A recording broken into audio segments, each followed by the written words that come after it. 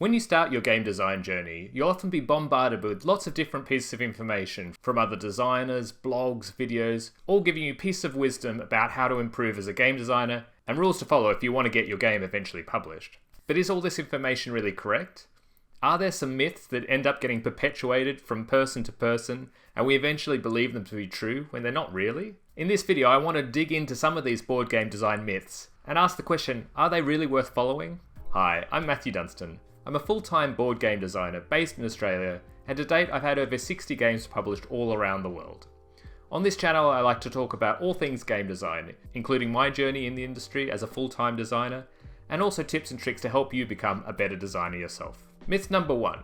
You must playtest your game a certain number of times. And really you can replace a certain number of times with whatever number gets bandied around, 50 times, 100 times, 200 times. Now don't get me wrong, playtesting is one of the most important phases about developing your game design, making it better, and getting it hopefully to a stage where a publisher will be interested in signing it. But that core idea sometimes morphs into a rather militant rule about having to playtest a game a certain number of times for you to be considered a valid designer who's tested your game rigorously enough. In reality, the number of times you need to playtest your game is completely arbitrary.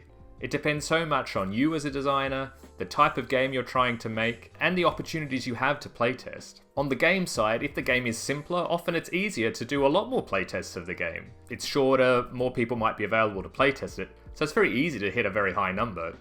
If it's a longer or more difficult game, it might be quite difficult to get it playtested, or if the game needs a certain number of players, or players with a particular background or preference for a style of game, then it can be really hard to hit an arbitrary number of playtests. And also it depends very much on you as a designer, how quickly you iterate, and even how quickly you get to the best form of that particular game.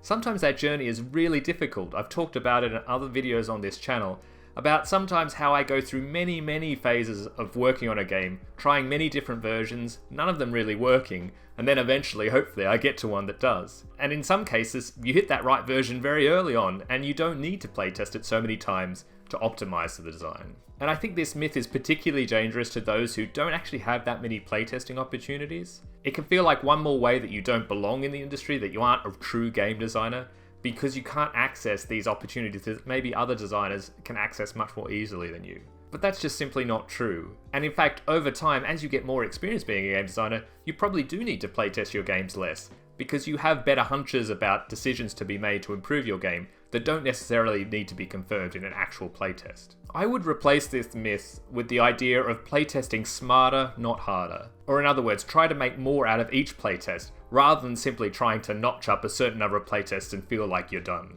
One way to think about playtesting smarter is thinking about each of your playtests like an experiment. I was a scientist in my former job, and I find this way of thinking usually quite useful. When you have an experiment, you're trying to test a hypothesis, you're trying to test one certain fact or detail and see if it's true. And you can think about the same thing when you're playtesting your game.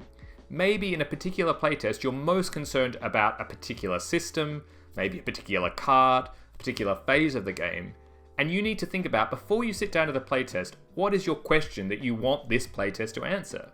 For instance, it might be, is this card too powerful? It might be, are players overwhelmed with the number of choices they need to make in a particular phase of the game? Is it simply gathering data about how long it takes to play the overall game? The more you can think about what you're trying to get out of a playtest before you sit down and actually playtest, the more likely it is going to be successful. Then the more likely it is that you're going to be able to recognize and glean the correct information during that playtest that is going to allow you to answer that original question.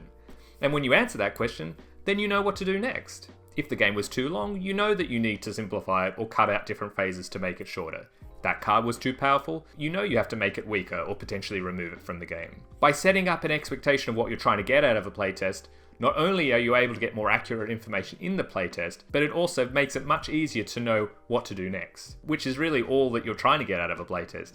Each playtest is a step along, helping you to understand how you should change your game for the next playtest. The other aspect of playtesting smarter, not harder, is that sometimes as designers, I think we can fall into a trap of feeling like, I may as well playtest my game. I know there's problems with it and I haven't changed them, but maybe this test will show me something different and I may as well put it on the table anyway. I've definitely done it from time to time myself. Sometimes you have another game that wasn't ready in time and you're like, well, I may as well make use of the playtesting time that I do have. But in reality, most of the time when you do that, you just see the same problem that you already knew about that affects that test. And because games are so intertwined with their systems, if you have a problem in one part of the game, other things that are happening in other parts of the game might not really be a true indication of real problems. If you had fixed that problem you knew about, maybe all the rest of the things would work perfectly fine. And so the information you get from that test is tainted in a way and not as useful. And so in this case, in terms of smarter playtesting, it's committing to working on your game before a playtest in order to make the most out of that playtest, instead of just testing and rehashing the same old problems that you knew about. Myth number 2.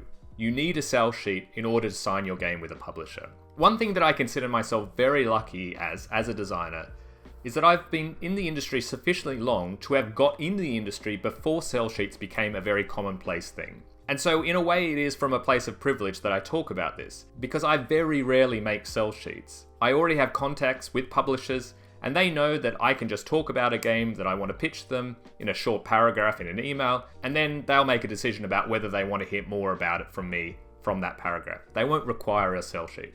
But I am fully aware that there are many publishers and design competitions and situations that now do require a sell sheet from designers in order to be considered for those opportunities. And really, me ranting about how ridiculous it is for publishers requiring sell sheets in so many different situations is really a topic for another video. All that being said, I do worry that a lot of importance has now been put onto making a sell sheet for your game, perhaps eclipsing other areas that should be focused on, such as developing your game further, working on the rulebook, or on the graphical presentation of the components of the game, such as the board or cards. I also worry that for some designers, they see it as a necessity that they need to make a sell sheet for their game in order to be successful and to be able to pitch it to publishers and be signed, when in reality that's just not the case. Pretty much every single one of my games has been pitched and signed without using a sell sheet. Now, that's a personal experience, and as I said before, I have certain privileges which have allowed that. But there are still many publishers and many opportunities that don't require a sell sheet. And especially if you're a designer who would find making a sell sheet quite difficult and time consuming,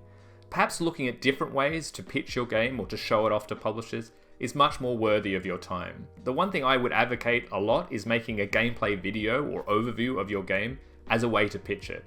I think this is much more effective than a sell sheet. It conveys a lot more information, and in some ways actually requires less time and technical expertise than a sell sheet does. Really, to make a gameplay video, all you need is your phone and the game spread out in front of you on the table.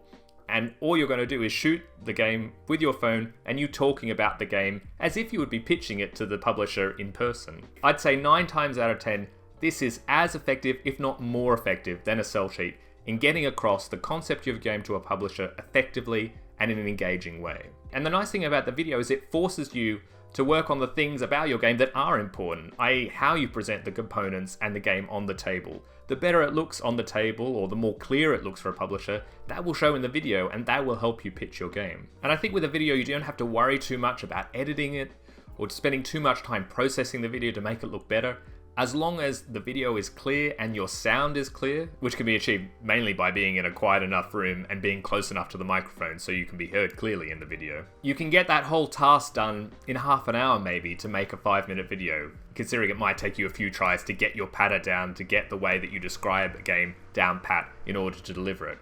Don't worry if you stumble a few times or if you say and ah. You don't have to edit it out. Publishers aren't expecting a polished edited video, they just want to see how the game works. So as much as I don't like sell sheets, I do know they are required to pitch to some publishers and for some competitions. But in all the other instances, I would advocate for working on a video or other ways to pitch to a publisher rather than spending your time working on a sell sheet. And above all, a sell sheet is not required to sign your game to a publisher.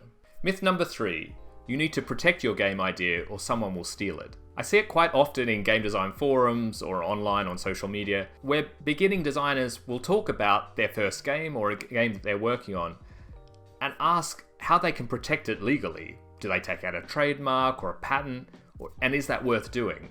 And in every single case, it's absolutely not worth it. And all these questions stem from the same fear of if I put my game out there publicly at a playtest or online, then someone's going to steal it from me, and if I don't protect it, then I've lost it. I can't say strongly enough that this fear is simply unfounded. While there are some cases in the board game industry of intellectual theft, and I'm hoping to talk about this in a future video, that is a very rare instance, and in most cases that intellectual theft is a lot more about taking things from an already published game and putting it into a new game. And the other instances of someone stealing an idea of a game rather than something that's already been published, I have heard even less in the industry, so much so that I can't even think of a single example. This is mainly for the hobby industry. It can be quite different for the mass market or the toy industry, where a single idea can be very powerful and valuable, in fact. But for the hobby industry, nobody is going to steal your idea. And I would actually go further that you're going to lose out if you don't share your idea with other people and talk about it online.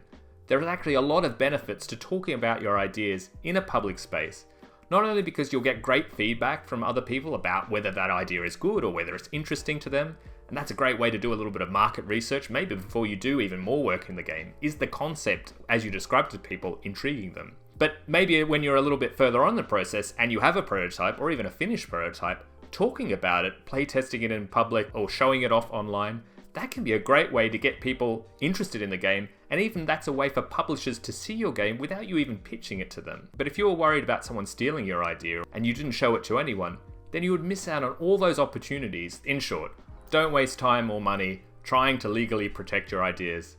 It's not worth it, and the risk is infinitesimally small that someone's going to steal your game idea. In fact, you stand to gain far more by sharing it publicly than hiding it from the world. Myth number 4. A contract from a publisher to publish my game means that my game is definitely going to be published. I think it's quite normal for new designers, and in fact even quite established designers, to have a very singular focus when working on a game, to be able to show it to a publisher and eventually receive a contract for publication. They see that as the main goal that you're trying to achieve. If you only could get to that stage and get that contract, everything would be fine and it would be a great game that would be released that everyone would love and enjoy around the world. And all that work that you put into the prototype would have been worth it. And unfortunately, the reality is that a contract, while a very important part of the process and a necessary step along the journey for that game being published, there are still a lot of things that unfortunately can go wrong in the process post signing a contract with a publisher. This is a topic I hope to go into more into a future video, and if you're interested, do let me know. But in short, there are a number of things that can go wrong or in fact cause you quite a lot of stress once you're past the contract stage and you're working with a publisher. Straight up, there could be parts of a contract that if you sign and you don't understand it properly, might lead to disappointments down the road, such as signing the rights of your game away indefinitely and never getting them back, even if the publisher goes out of business, to a difficult development process with that publisher, and different expectations about the amount of development work that you need to do as a designer versus what work needs to be done by the publisher, which might see you end up doing a lot more work past that signing stage than you were really bargaining for. To having your game published but not marketed at all by the publisher and therefore not succeeding because nobody knows about it. To the worst case, where your game is simply never published, where a contract is signed, but the publisher never moves forward and never gets to the final stage of actually making the game. And if you didn't receive an advance from your contract, a payment that would be paid to you upon signing of that contract that is non-refundable, and in the case of a publisher not making your game, you get to keep that money.